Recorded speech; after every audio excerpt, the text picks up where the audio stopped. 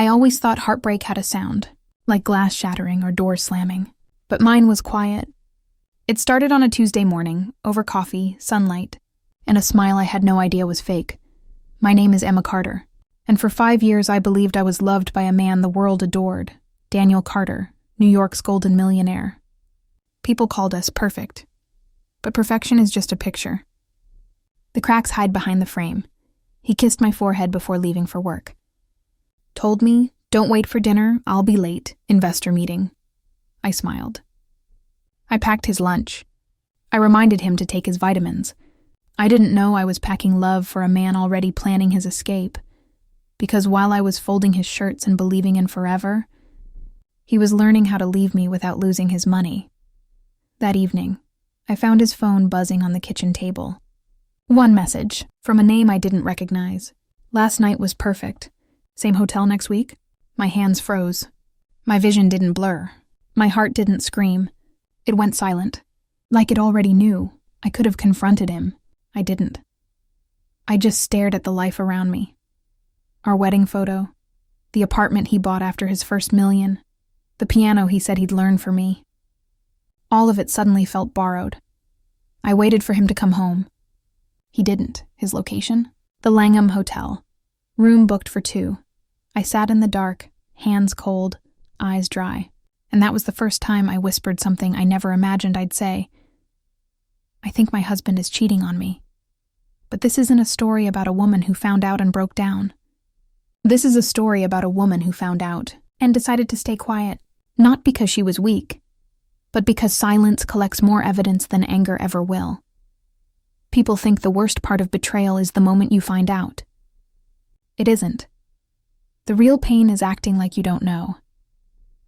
The morning after I saw that message, the hotel, the lies, I didn't scream. I didn't confront him. I made breakfast. Daniel walked into the kitchen with messy hair and tired eyes. He kissed my cheek like nothing had happened. "Morning, Em," he said softly. My hands were steady when I poured his coffee. My heart wasn't. He smelled like expensive cologne and someone else's perfume, but I stayed silent. Because if I wanted justice, I couldn't react. I had to observe. That day I noticed things I had ignored for months. The way he smiled at his phone, how he changed his passcode, how he suddenly cared about gym, suits, shaving twice a day. Love makes you blind. Betrayal gives you perfect vision. At night, when he fell asleep beside me, I opened the bathroom drawer and found a receipt. The Langham Hotel, 2 guests, presidential suite. Date, 3 days before our anniversary. My fingers trembled, just a little. Not from heartbreak. From awakening, I didn't cry. I took pictures, saved copies, created a secret folder on my laptop named Taxes 2021. But inside it, I was filing my pain as evidence. I started watching his routine like a stranger studying a crime scene. 8 a.m., leaves home. 8:25 a.m., gym. 9:10 a.m., hotel sometimes. Every lie had a schedule. I just had to follow it. One night, he came home late. Hair wet, no guilt in his eyes. He casually said, "You're quiet these days. Everything okay?" I looked at him. Really looked. At the man I once prayed for. And I said with a soft smile, "Everything's perfect."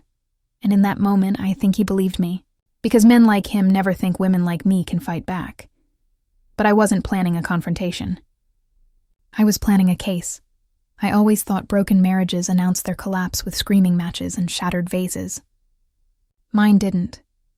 It began dissolving in soft silence. An unanswered text here, a late-night meeting there, a lipstick stain I pretended not to see. Ethan still kissed my cheek every morning, but his lips felt like strangers brushing against my skin. He still called me love, but his eyes no longer waited for my response. The house felt staged, like we were actors paid to perform a happy marriage. His suits still hung in the closet, but now they smelled of a perfume I never wore. He changed his passwords. He took calls on the balcony. He cleared his messages as if I had suddenly become a guest in my own life. But I didn't confront him, not yet. I smiled, cooked dinner, laughed at empty jokes, and watched. Because women like me don't react. We record. I placed a tiny recorder behind the vase near his study desk. Another beneath the leather seat of his car. I synced his messages to my laptop quietly, legal, because it was still marital property. I starred every suspicious transaction. I researched the law, not about divorce, but about winning one. How to prove infidelity, how to secure financial restitution, how to walk out not as a victim, but as a strategist who had seen the ending long before it arrived. One night, his phone buzzed on the kitchen counter while he showered. I didn't touch it, but I saw the preview. I miss you. Tomorrow, same suite, followed by a heart emoji, cold, sharp, final. Instead of crying, I poured myself a glass of wine and sent an email to the best divorce attorney in Manhattan, Elias Grant. Known for defending wives the world thought were already defeated. His assistant replied within an hour. Appointment confirmed for Monday, 9 a.m. I closed the email, wiped the glass edges clean, and placed it exactly where it was. No confrontation. Not yet. Let him think I was oblivious. Let him think I was fragile. Because the easiest battles are the ones where your enemy never sees the war coming. I didn't confront him. I didn't scream. I quietly copied every message, every bank transfer, every hotel bill. And then, without a single tear, I made an appointment with a lawyer. Not a cheap one, the kind of lawyer people fear. When I walked into his office, I could still hear my mother's voice from last night. Are you sure? This will change everything, I nodded, because everything had already changed the night he chose someone else over me. The lawyer placed his glasses down, looked at the files I handed him. Screenshots, photos, voice recordings, then looked at me. You've been collecting this for how long? 6 months, I said calmly. He smiled. Not because he was happy, but because he knew. This case wasn't about heartbreak anymore. It was about strategy. That evening, I went to my parents' house. My father was sitting on the porch, silent. When I told him what I was about to do, legal action, divorce, settlement, he didn't say anything. He didn't hug me or ask me to stop. He just stared at the ground, like a man who never expected his daughter would have to fight a war inside her own home. But before I left, he said only one sentence. If he broke you silently, then win silently. And that's exactly what I planned to do. I went back home, walked past my husband like a stranger in my own house. He didn't know it yet, but he had just become a case file, a defendant, a future headline. And I was no longer the wife. I was the storm. The morning he handed me the divorce papers, I didn't react the way he expected. No trembling hands, no tears, no begging. I just stared at the papers, his signature already there, like it was a business contract, not the end of 10 years of marriage. He waited for me to collapse, to question him, to shout why, but I didn't. I simply asked, "Do you want me to sign this now, or should I take my time reading it?" He looked confused, almost offended that I wasn't broken. He expected a weak wife. He didn't know I had already stopped being one.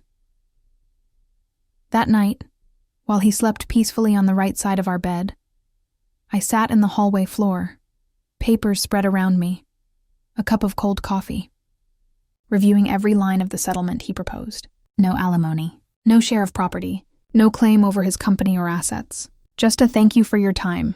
Now leave. I didn't sign. I took a red pen and wrote across the page, "See you in court." The next morning, I packed my clothes, neatly, quietly. I didn't slam any doors. I didn't throw things or burn memories. I just placed my wedding ring on the kitchen counter and walked out. He didn't even wake up. My father was already waiting in the car outside. The way he looked at me, like he had been awake the whole night, waiting for me to make the hardest decision of my life, made my eyes burn. But I still didn't cry, because crying is for pain. I had moved far beyond pain. I was operating on purpose. 3 days later, his lawyer called me. Professional voice, cold tone. "We have received notice that you are refusing the divorce terms. Are you planning to contest?" I answered in one sentence, "Yes, and I'm not the same woman you think I am." My lawyer and I began preparing.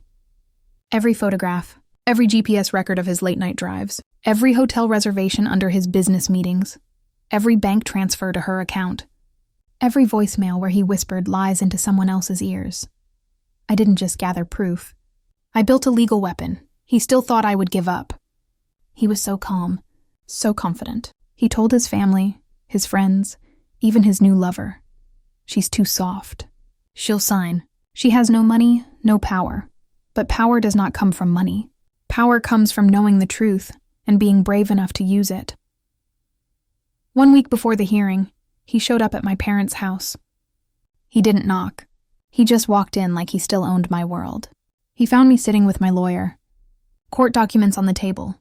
His face changed, not because he felt guilty, but because for the first time, he was scared. He said quietly, "You don't have to do this." I smiled slowly and replied, "You already did this. I'm just finishing it." That night, I looked at myself in the mirror. No makeup, messy hair, tired eyes, but I didn't see a betrayed wife anymore. I saw a woman sharpening her silence into a sword. He filed for divorce. But I wasn't the one being left behind. I was the one preparing for victory. The courtroom smelled of polished wood and old judgment, the kind of place where people lose everything: money, names, reputations. And yet walls remain silent like they've seen worse. I walked in with slow steps, my heels echoing like soft thunder. My father was beside me. My lawyer walked ahead, holding the files that could turn my life upside down. Again, but on my terms this time. My husband was already there. Dark suit, expensive watch, no wedding ring. He sat confidently, legs crossed, not even glancing at me. Beside him sat his lawyer, sharp suit, slick smile. The kind of man who wins cases not with truth, but with arrogance. As soon as I took my seat, his lawyer smirked, an amused, dismissive smile. He leaned to my husband and whispered, just loud enough for me to hear, "Don't worry. She's nervous. She'll break." They both chuckled. I didn't react. That was my advantage. My silence made them underestimate me. The judge entered. Everyone stood. Papers shuffled. Heartbeats quickened. My husband's lawyer started first. Smooth voice, fake calm. He painted a picture of me. Emotional, unstable, overly dramatic. He said I was inventing stories out of insecurity, that I was refusing the divorce just to financially punish an innocent man. People in the room looked at me, some with pity, some with curiosity. The lawyer ended with a small laugh, like my case was a joke, and then he said, "Your Honor, this won't take long." My lawyer stood next. No smile, no theatrics, just calm eyes and a voice steady like winter rain. He placed a single thick file on the judge's desk. "Your Honor, before we speak further, this case is not about emotions. It's about evidence." He opened the file. Photos, receipts, financial statements, GPS logs, private messages, hotel security footage, screenshots of transfers to her bank account, voice recordings of whispered promises. The courtroom changed. The silence after that wasn't peaceful. It was heavy. It was fear. My husband shifted uncomfortably. He leaned forward, whispering something urgently to his lawyer. The smile disappeared from the lawyer's face. His confidence cracked like thin glass. And for the first time, he didn't laugh. Then, it was my turn. I stood up, hands cold, heart loud. The judge asked if I wished to speak. I nodded, my voice didn't shake. "Not even once. I'm not here because I want revenge," I said. "I'm here because I gave love and loyalty for years. And in return I received lies. I'm not asking for sympathy. I'm asking for justice, with proof." I didn't cry. I didn't break. I didn't beg. I finished with one sentence. I loved him until it killed me. Now I choose myself, even if it destroys him. There was no laugh now. Not from his lawyer. Not from him. The judge looked at the evidence, then at me. And for the first time they all saw me, not as a broken wife, but as a woman who walked through fire, without burning. The courtroom felt different now. It wasn't just a building of law anymore. It was a battlefield. And today, he was no longer the king. He was the accused. My lawyer gently placed the hard drive on the evidence stand. The click of the plastic case opening was louder than any scream. Inside it, months of betrayal neatly organized in folders, names, dates, times, voices, pictures. His lawyer stood up quickly, trying to object. "Your Honor, this is an invasion of privacy. This is..." My lawyer didn't even look at him. He simply spoke, calm and surgical. Every piece of evidence here was collected legally, through joint accounts, shared home devices, marital property. She did not hack him. She lived with him. The judge allowed it, and that's when the truth began to play. Exhibit A. Hotel receipts, his signature printed clearly. Exhibit B. Bank transfers from his company account to her personal account, labeled consulting. Exhibit C. Photos, his hand on her waist, her lips against his cheek, both laughing in places he told me he never visited. Exhibit D. One voice message. One he sent to her at 2:14 a.m. His voice saying, "She's sleeping. She'll never know. You're the one I really want," someone in the courtroom gasped. His mother covered her mouth. His new lover, sitting in the back row, lowered her eyes. He didn't look at me. Not once. Because he finally knew. This wasn't emotional chaos. This was calculated justice. Then came the part I never wanted, but needed. Footage, hotel lobby cameras. Him and her, holding hands, kissing, entering the elevator together. And there it was. My marriage ending in 17 seconds of silent video. I didn't cry. But his father did. Silently, behind him. His lawyer tried again, voice shaky this time. She must have manipulated these. This is taken out of context. My lawyer didn't answer. Instead, he turned to me and quietly asked, "Are you ready?" I nodded. That was the signal. They played my recording. The one I never wanted to exist. His voice and mine in our kitchen. Me asking softly, "Are you cheating on me?" And him replying with that cold laugh I will never forget. "Even if I am, what are you going to do about it?" The courtroom froze. No one moved. No one breathed. Finally, the judge spoke. Calm, firm, unmoved by his status, his money, his family name. "We will continue this trial. But let it be clear, this is no longer a case of divorce. It is a case of betrayal, asset concealment, and emotional damages." Everything changed in that moment. Not because I fought louder, but because I fought smarter. He looked at me for the first time since this began. Not with anger, not with love. With fear. That's when I realized I had already won. The court just hadn't said it yet. People think the worst pain is heartbreak. It isn't. The worst pain is when the truth finally walks into the light, and the world starts watching. 2 days after the courtroom exploded with evidence, everything changed. Not just inside those 4 walls, but outside. The story leaked. Not from my side, not from my lawyer, but from someone inside his own company. A journalist from a popular news channel was waiting outside the courthouse when we arrived. Cameras turned, microphones raised. That was the moment his flawless image, perfect husband, successful businessman, family man, began to crack. "Is it true you cheated on your wife for 6 months?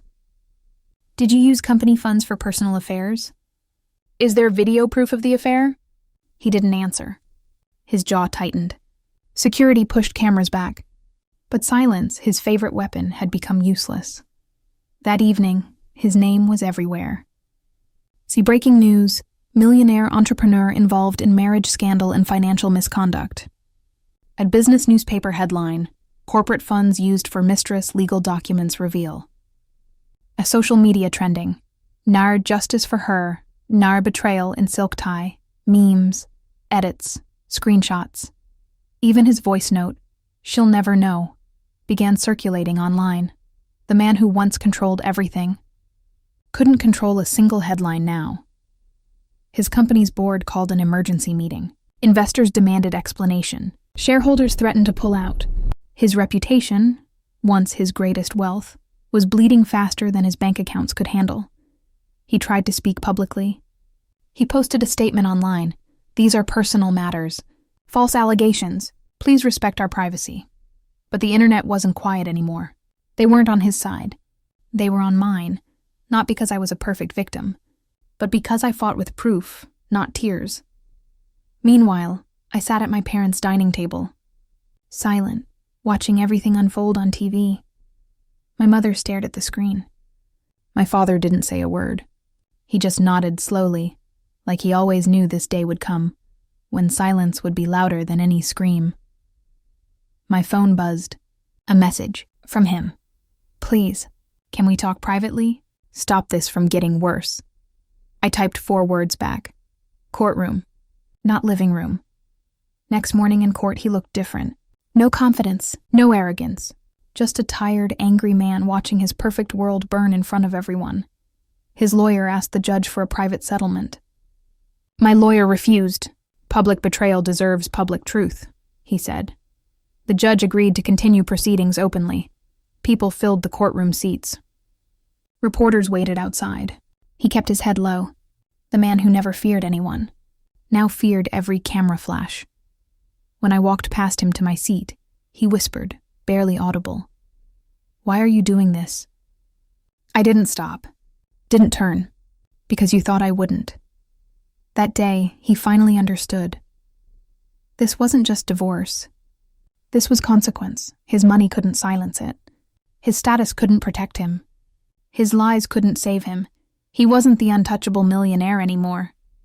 He was a headline, a warning, a lesson.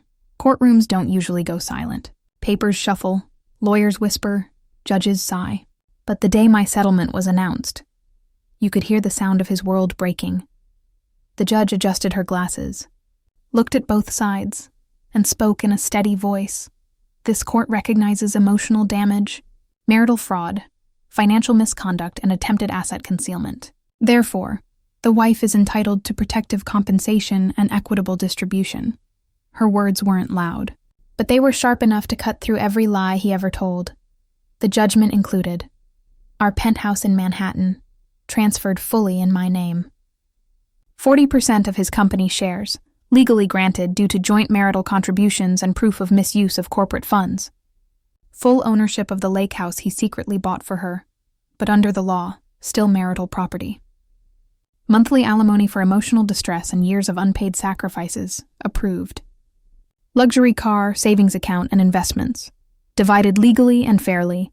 Everything he thought he had hidden was placed in front of the court and signed away under my name. He didn't shout, didn't fight. He just sat there, eyes locked on the floor, hands clenched so tight his knuckles turned white. He looked like a man sitting in the ruins of a home he set on fire himself.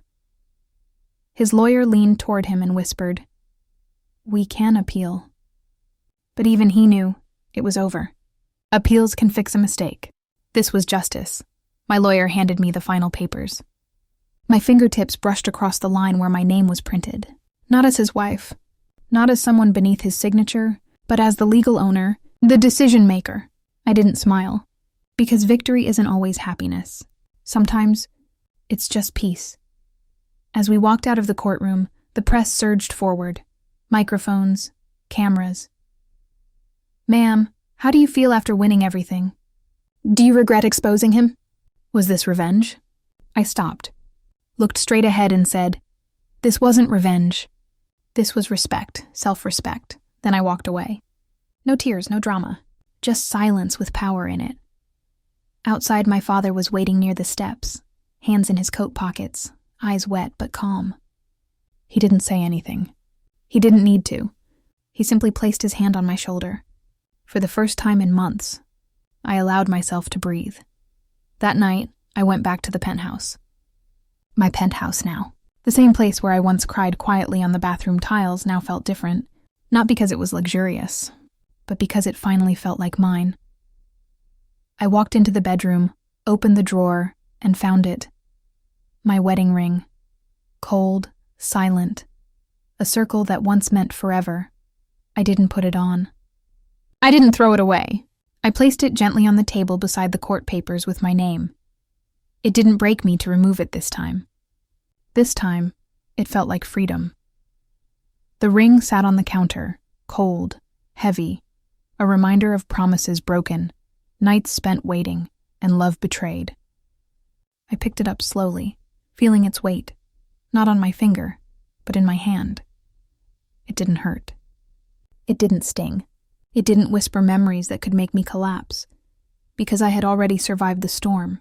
I had fought in silence. I had watched him stumble. I had taken back everything that was mine, and more. I walked to the window. The city lights of Manhattan blinked like distant stars, and I realized something. For the first time in years, this world felt mine to command, mine to breathe in, mine to live fully without fear or compromise. I could have thrown the ring, shattered it on the floor, let anger dictate my moment. But I didn't. I simply set it down beside the settlement papers, a quiet monument to what I had endured. And won. No one clapped. No one cheered, not even the media, but I felt the weight lift from my shoulders. My chest rose. My heart slowed. I thought about him, my husband, once a man who controlled my life, my heart, my every moment. He had tried to belittle me, laugh at me, humiliate me, and silence me, and yet, here he was, defeated not by violence, not by shouting, but by a woman who chose strategy over emotion, proof over accusations, silence over chaos. I ran my fingers over the counter. The ring, the papers, the apartment keys, they were mine, all of it. I wasn't looking for revenge anymore. I wasn't looking for closure. I was looking forward. That night, I sat on the balcony, the wind brushing against my face, and whispered, not to anyone, but to myself. I survived. I rose, I won, and nothing can ever take my power away again. The city hummed below me. The skyline shimmered, and for the first time I felt something I had almost forgotten. Peace, not the peace of forgetting, but the peace of knowing. I had reclaimed myself. The ring stayed on the counter. The papers stayed in my hands, and I walked away, not in pain, but in absolute power.